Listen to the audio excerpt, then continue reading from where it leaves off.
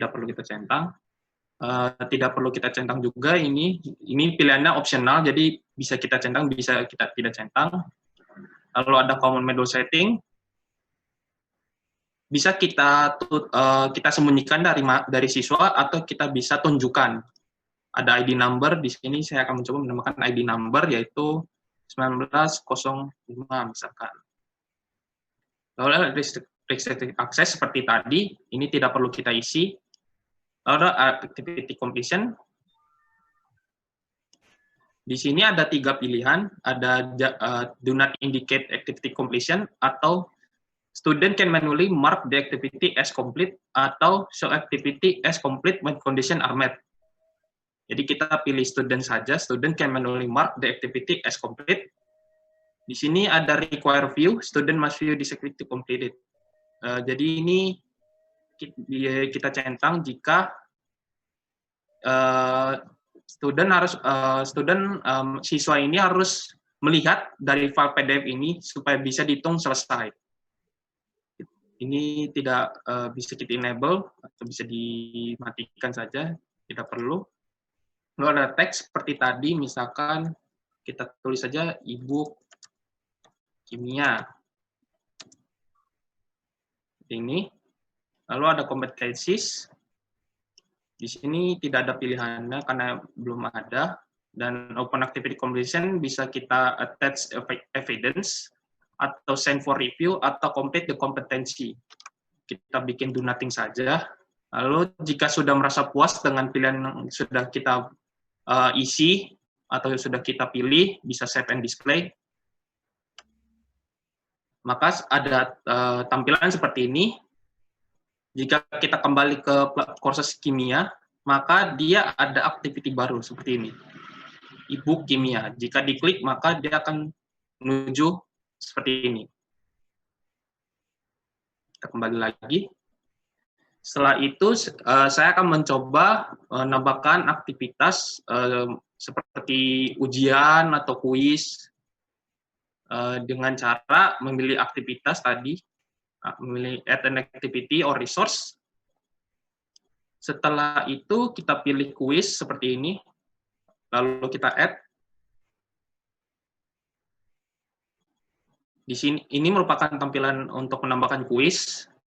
Kita berikan nama, misalkan ujian harian kimia 1, misalkan. Deskripsi bisa kita isi atau bisa kita kosongkan, tergantung kebutuhan Bapak Ibu sekalian.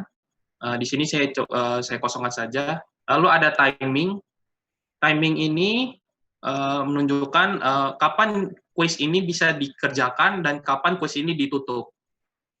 Kuis ini saya coba buka untuk tanggal sebelumnya supaya bisa saya tunjukkan cara pengerjaannya gimana nanti.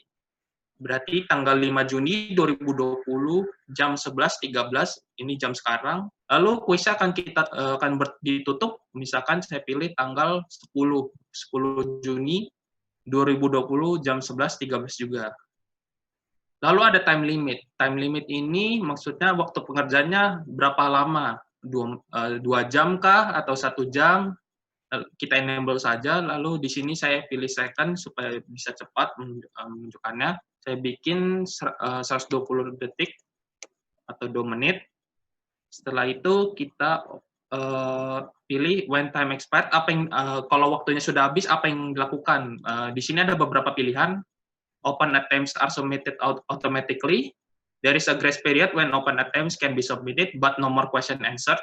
Atau attempt must be submitted before time expired, or they are not count. Jadi di sini Bapak Ibu bisa milih kalau waktu ujiannya sudah habis, mau diapakan? Apakah yang pengerjaannya dikumpulkan secara otomatis, atau ada mungkin beberapa waktu untuk bisa dicek tapi tidak boleh menjawab lagi, atau misalkan waktu habis, tapi siswanya belum ada yang ngumpulin, maka dihitungnya nilainya 0. Kita bikin saja open attempts are submitted automatically. Submit grace period tidak bisa diganti. Lalu kita pilih lanjut ke grade. Kategori kita uncategorize saja. Di sini ada grade to pass. Jadi untuk siswa bisa lulus dalam ujian ini, Bapak Ibu bisa pilih, misalkan untuk lulus, misalkan kita bikin nilainya 7, maksimal 10 misalkan. Di sini Bapak Ibu tidak bisa menulis 70 karena nanti dihitungnya error, jadi hanya 7, maksimal 10. Kita bikin saja 7 di sini. Attempt allowed di sini maksudnya berapa kali siswa bisa mencoba mengerjakan ujian ini. Sekali kah, 2 kali, 3, 4, 5, sampai 10. Di sini saya akan mencoba bikin 2 saja. Grading method, highest grade. Jadi di sini pilihan ini ada highest grade, average grade, first grade, dan last attempt. Misal di sini kan saya bikin attempt allowed-nya 2 kali, jadi bisa mengerjakan 2 kali. Jika misalkan attempt yang pertama, percobaan pertama mereka nilainya lebih kecil dari percobaan kedua, maka yang diambil nilainya adalah percobaan yang kedua karena nilainya paling tinggi. Karena grading method-nya kita ambil yang paling tinggi nilainya.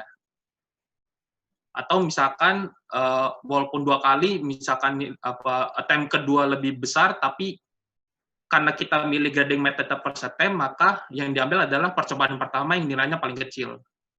Last attempt juga sama, tapi kebalikan dari first attempt. Jadi percobaan kedua yang diambil. Average grades itu dari 2 percobaan itu digabungkan, dihitung. Jadi berapa totalnya? Maksudnya rata-ratanya berapa? Kita pilih high grade saja, highest grade.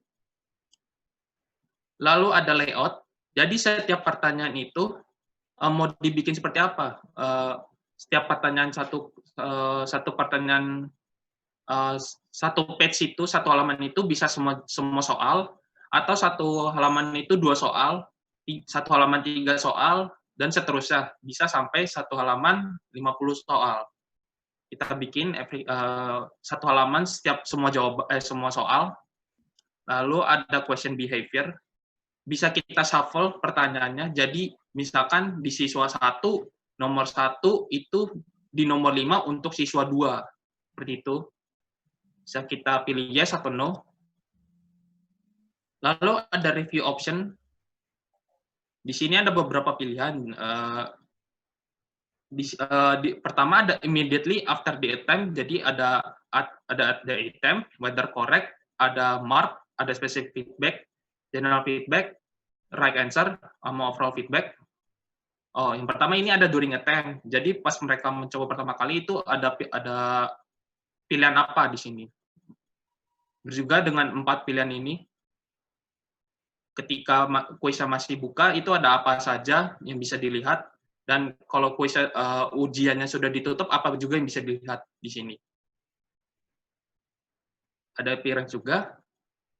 Kita misalkan yang mengikuti ujian ini ada foto, jadi bisa kita tunjukkan jika mereka sedang mengerjakan atau tidak dalam bentuk image besar atau image kecil, seperti itu. Lalu ada extra restriction on attempts. Jadi di sini kita bisa membuat password untuk ujiannya ini, misal. Tapi di sini saya tidak perlu, biar lebih gampang mengakses ujiannya nanti. Pada saya menunjukkannya caranya. Lalu ada overall feedback, grade boundary. Misalkan mereka berhasil menjawab 100% dari soal itu dengan jawaban benar semua. Lalu bisa kita berikan feedback sesuai kata-kata Bapak Ibu. Di sini juga ada pilihan opsi, misalkan feedback, mereka berhasil mendapatkan nilai 70% misalkan. Bapak Ibu bisa memberikan feedback juga. Atau grade boundary-nya 0, mungkin Bapak Ibu juga bisa memberikan feedback juga. Ada common module, so course or page, atau bisa ditutup, kita hilangkan dari siswa. Ada ID number juga, ada group mode, jadi ini tidak no group saja. Ada restrict access seperti awalnya, tadi ini tidak perlu kita isi sebenarnya, walaupun bisa, tergantung kebutuhan Bapak Ibu. Ada activity completion. Di sini ada 3 pilihan, do not indicate activity completion, atau student can manually mark the activity as complete, atau say activity as complete when conditions are met. Di sini saya bikin saja student can manually mark the activity as complete. Jadi misalkan